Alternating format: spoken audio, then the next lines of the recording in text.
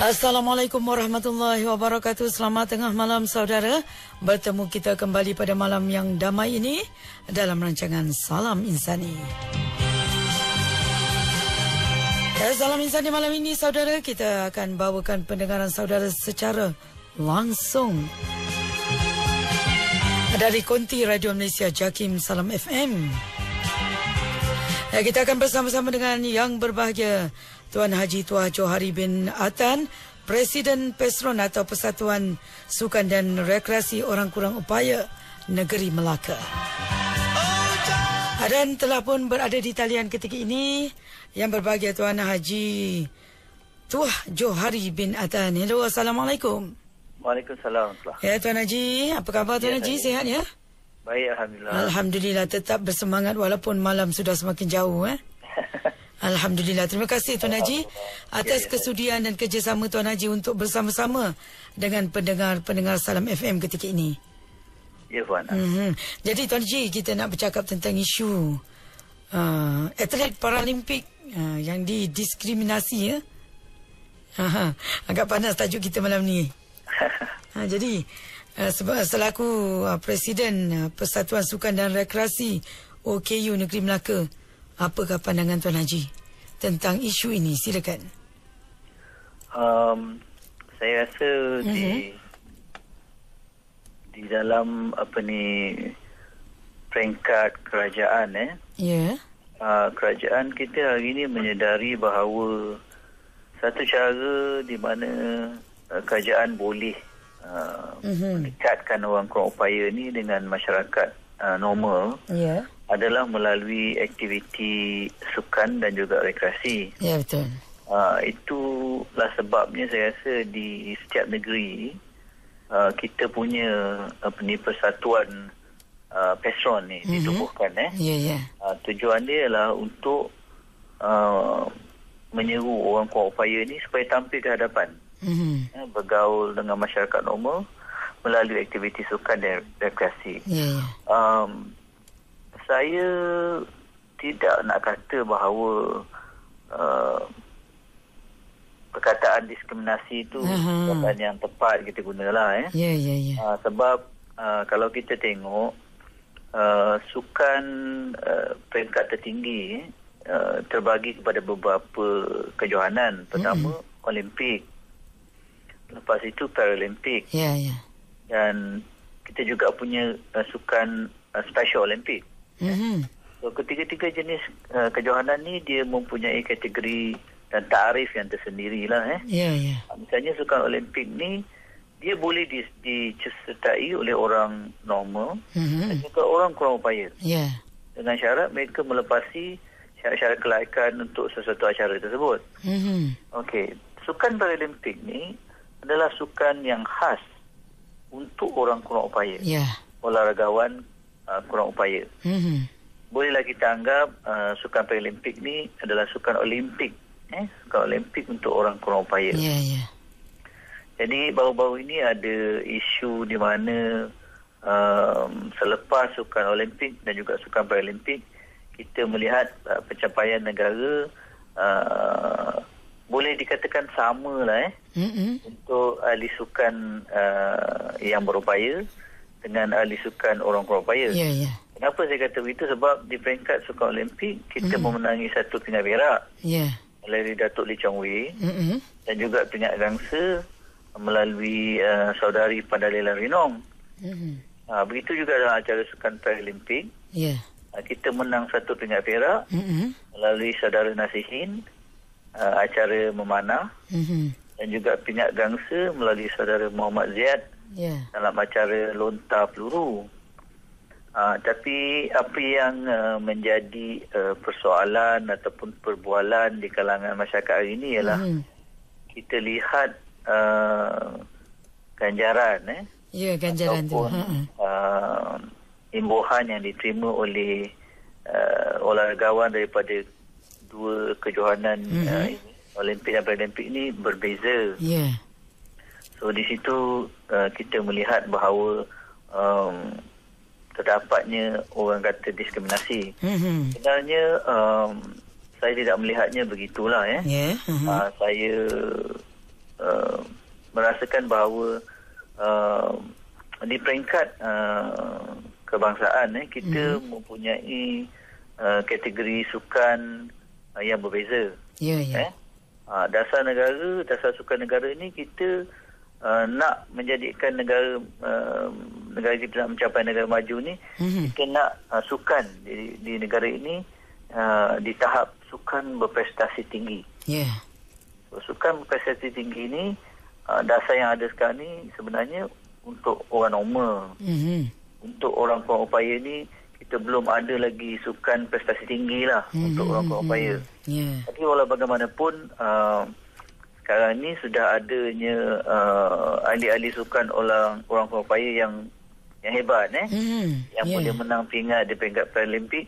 So, saya rasa sampai masanya lah pihak kerajaan juga melihat kepada orang kurang upaya ni untuk bersukan di peringkat sukan berprestasi tinggi. Sesuai lah dengan dasar untuk menubuhkan PESRON kat negeri, yang mana PESRON ini adalah dianggotai oleh orang kurang upaya di seluruh negara. Jadi Tuan Haji, teruskan. Saya nak ulas sikit lah. Saya rasa dari segi perbezaan ganjaran itu, itu memang sangat ketara. Siapa yang boleh saya sarankan ialah supaya kerajaan juga mengambil pendekatan supaya hak sama rata boleh diberikan juga kepada ahli sukan orang kurang upaya lah. Ini kerana kalau kita lihat kenapa ahli sukan berupaya ni boleh mencapai pingat perak, pingat gangsa di peringkat sukan tertinggi seperti Olimpik. Kalau kita perhatikan, mereka ni yang dapat pingat perak macam Datuk Lee Chong Wei, Saudari Pandalela Renong, mereka ni dia dilatih dengan cara yang cukup hebat lah. Mereka berpeluang untuk pergi keluar negara. Lepas tu semasa berlatih ni mereka mendapat imbuhan yang khas, yang mana ini semua memotivasikan mereka. Mereka ni boleh bertanding di peringkat antarabangsa, bersaing dengan peserta-peserta yang memang hebat sebelum menyertai kejohanan Olimpik. Dan proses latihan ni mengambil masa yang sangat lama. Tapi orang kurang upaya yang pergi Paralimpik ni, kita juga tidak kurang hebatnya dari segi latihan. Betul. Semua kita berlatih di sini saja. Tidak ke luar negara. Kita tak dapat berlatih di luar negara. Kita dapat pergi kejohanan pra Paralimpik ke kan. Kenapa agaknya ada jurang seperti itu? Itu sebab saya kata tadi, dasar negara ni, sukan prestasi tinggi ni sekarang ni hanya untuk orang normal. Jadi orang kurang upaya tu belum ada lagi kita katakan sukan ke tahap prestasi tinggi. So, bila kita dah tengok sekarang orang atlet OKU pun boleh berjaya di peringkat Paralimpik, dapat pingat perak, pingat gangsa. Memang kalau kita meletakkan mereka ni pada satu tahap latihan, yang mana mereka juga mendapat ganjaran yang sama, pendedahan yang sama, jurulatih yang diimport daripada luar untuk mengajar mereka, untuk melatih mereka. Saya rasa ahli sukan orang kurang upaya ni pun boleh mencapai kejayaan yang sama. Malah mungkin mereka lebih baik lagi. Betul. Kalau dibandingkan dengan ahli-ahli sukan yang berupaya ni. Jadi dari segi sini saya melihat adalah satu yang wajar, satu yang manis, satu yang baik kalau ahli sukan orang kurang upaya yang telah menunjukkan kecemerlangan di peringkat kejohanan seperti ini, mengharumkan nama negara, juga diberi layanan yang sama. Dari segi imbuhan, dari segi mereka itu diraihkan lah. Misalnya orang kurang upaya ni, mereka ni kebanyakan tak ada kerja tetap. Betul. Jadi bila mereka nak pergi berlatih tu, kadang-kadang mereka terpaksa mengorbankan perlukan kos masa lah. Kadang-kadang nak ambil cuti pun susah kalau mereka yang bekerja ni. Kadang yang tak kerja ni, yang bekerja sendiri terpaksa mengorbankan masa lah. Yang mana mereka kalau tak pergi latihan, mereka boleh cari cari rezeki dan sebagainya. Jadi kalau nak bandingkan dengan ahli sukan berupaya ni, mereka kebanyakan di peringkat profesional. Mereka berlatih sepanjang tahun mereka berlatih. Dan pada masa yang sama, walaupun mereka ni berlatih, mereka tetap dapat ganjaran bulanan misalnya kan. Kalau di peringkat sukan Olimpik tu, mereka dapat ganjaran bulanan yang begitu lumayan. Penajaan. Betul. Mereka dapat imbuhan-imbuhan lain lah daripada syarikat-syarikat swasta, yang mana ni semua memotivasi mereka. Tapi orang berupaya ni yang dapat pingat perak, pingat gangsa ni, walaupun mereka diberikan ganjaran, tapi kenapa bila dapat pingat perak tak dapat sama macam orang normal? Itu yang kebanyakan orang mempertikaikan lah kan. Jadi kalau kita lihat daripada gambaran sepintas lalu, seolah macam ada mereka ni dia anak tiri dan sebagainya kan. Itu yang wujud perkataan diskriminasi tu. Ini perlu, saya rasa, diberi perhatian yang lebih menyeluruh lah di peringkat tertinggi. Saya percaya pada masa-masa akan datang, kalau orang kurang upaya yang bersukan ni menunjukkan kecemerlangan, menunjukkan kesungguhan, mengharumkan nama negara, saya rasa sudah sampai masanya lah kerajaan juga melihat kepada orang kurang upaya ni bersukan di peringkat prestasi tinggi. Jadi Tuan Haji, bagaimana pula pandangan Tuan Haji apabila ada pihak yang mengatakan bahawa Paralimpik dan Olimpik ni memang tak sama? Oleh itu ganjaran yang diberikan pun tidak wajarlah sama dengan Olimpik punya ganjaran. Macam mana tu? Sebenarnya macam ni. Okey. Apa yang saya rasa yang berhormat menteri cakap tu, dia mengulas dari segi takrif sukan itulah. Saya kata tadi, sukan Olimpik ini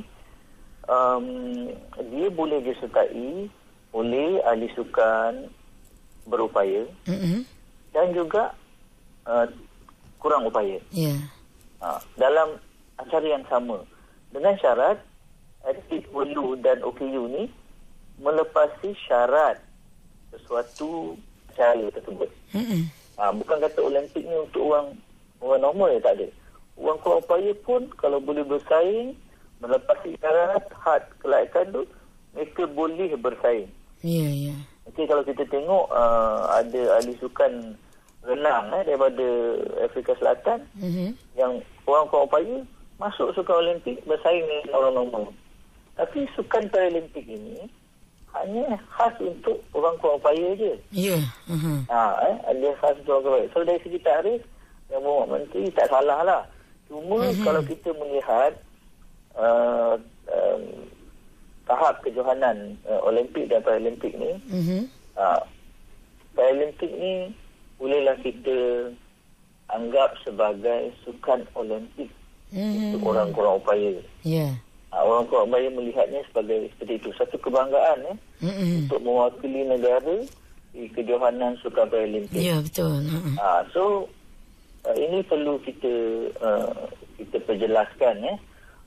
Pada saya, seperti saya kata tadi, apa kaya ukur yang perlu kita guna supaya mereka ni mendapat layanan yang sama. Macam yang saya kata tadi lah, kalau orang kurang upaya, orang berupaya ni, dia nak menyertai kejohanan besar seperti Olimpik ni, mereka berlatih lama. Betul. Masa berlatih ni mereka ada berlatih yang diimport, dibawa khas untuk melatih dia orang ni saja. Dan semasa tempoh latihan ni, mereka dapat allowance. Allowance dia pun lumayan. Lepas itu, selain daripada allowance ni, ada lagi ganjaran lain, sebenarnya penajaan daripada syarikat-syarikat swasta, yang semua ni mewujudkan satu suasana selesa. Betul. So, ahli sukan ini berlatih dengan tujuan untuk mengharumkan nama negara di kejohanan yang itu. Tapi untuk orang kurang upaya ni, mereka ni kebanyakan kerja sendiri. Ada yang tak bekerja pun. Betul. Jadi bila mereka pergi latihan, mereka berlatih dari sini aja. bayangkan tak bila nak pergi berlatih ni, macam mana susah mereka nak pergi. Tak ada kenderaan yang datang ambil mereka kat rumah. Betul. Macam orang berupaya ni, mereka profesional. Semua benda tu dibawa ke depan mereka. Untuk mereka membuktikan aja keupayaan mereka kan. Macam saya ambil contoh diri saya lah. Saya menyertai sukan Paralimpiad mewakili Negeri Melaka dalam acara petong. Okay, untuk saya pergi berlatih petong tu, saya pergi sendiri. Tak ada siapa. Agensi ke datang jemput saya kat rumah, bawa pergi gelangan petong, training petong hari-hari. Dan masa saya berlatih tu pun, untuk menyertai sukan Paralimpiad tu, kita tidak ada satu allowance yang khas lah untuk memotivasi kita, untuk mempermudah kita semasa kita berlatih sebelum menyertai kejohanan tu. Jadi sebenarnya apa yang memotivasikan kita orang kuat upaya ni untuk menyertai kejohanan-kejohanan yang besar ni ialah minat, kemahuan untuk bersukan itu, kemahuan untuk membuktikan pada diri sendiri bahawa kita boleh. Kalau kita mahu dan kalau kita berusaha. Itu yang sepatut saya rasa pihak berkuasa lihatlah untuk memudahkan mereka untuk menilai mengapa mereka ni perlu diberi hak sama rata. Dalam Islam pun semua orang tu dianggap sama. Yang membezakan antara satu dengan lain tu adalah iman dan juga ketakwaan dia saja. So kita kena ubahlah mindset kita, saya rasa, supaya orang kuat upaya ni tidak rasa terpinggir lagi dalam apa juga bidang lah. Itu pendapat saya. Ya, betul. Jadi akhir kata Tuan Haji, apakah agaknya pesanan Tuan Haji kepada golongan OKU ini sendiri, agar mereka tidak terasa atau apa kata tidak terasa dengan isu ni, macam mana? Yalah, pada pejuang-pejuang OKU ni, saya rasa kita perlu mengambil pendekatan realistik lah. Untuk kita mengajar ahli-ahli kita ni supaya ada kesabaran yang tinggi. Okey, dan mungkin ini sukan Paralimpik yang satu-satunya di mana kita baru mulalah jinak-jinak. Jadi kita akan ada lagi sukan Paralimpik pada masa akan datang. Jadi kita sekarang ni, saya menyuruh pada saudara yang senasib dengan saya ini supaya kita memperkemaskan lagi diri kita, latihannya, kegigihan kitanya, kesungguhan kita, minat kita, keikhlasan kita lah dalam melakukan satu perkara, untuk kita melakukan demi agama, bangsa dan negara. Kita perlu tunjuk dulu apa yang kita boleh buat. Kita perlu buktikan apa yang boleh kita capai. Betul. Kita perlu merealisasikan apa juga matlamat yang kerajaan telah letak pada kita. Dan kalau kita boleh penuhi ini semua, saya rasa tidak ada sebab mengapa pihak kerajaan tidak mahu melihatlah kepada keupayaan permintaan kita ni. Saya rasa kerajaan pun sedang melihat kepada perkara ini secara lebih adil. Saya percayalah pada masa-masa akan datang, apa yang pihak orang kuat upaya rasakan mereka tertinggal ataupun terpinggir, kita akan dapat sesuatu yang lebih baik, insya-Allah, pada masa akan datang. Dan akhirnya Tuan Haji, kepada masyarakat sendiri, apa harapan Tuan Haji? Saya menyeru kepada warga Malaysia yang daripada kalangan orang berupaya supaya terus memberikan sokongan, memberikan motivasi, memberikan kerjasama yang tidak berbelah bagi kepada warga OKU ni, supaya kita juga dapat merasakan bahawa kita adalah sebahagian daripada masyarakat negara ini yang sama-sama turut menyumbang dan sumbangan kami ini adalah sama bermaknanya dengan sumbangan orang yang berupaya. Ya, betul. Jadi itu saja Tuan Haji ya. Ya, terima kasih daripada pihak Salam Insani. InsyaAllah kita perlukan lagi dari masa ke semasa ya kerjasama daripada Tuan Haji. InsyaAllah. Terima kasih Tuan Haji. Assalamualaikum. Waalaikumsalam.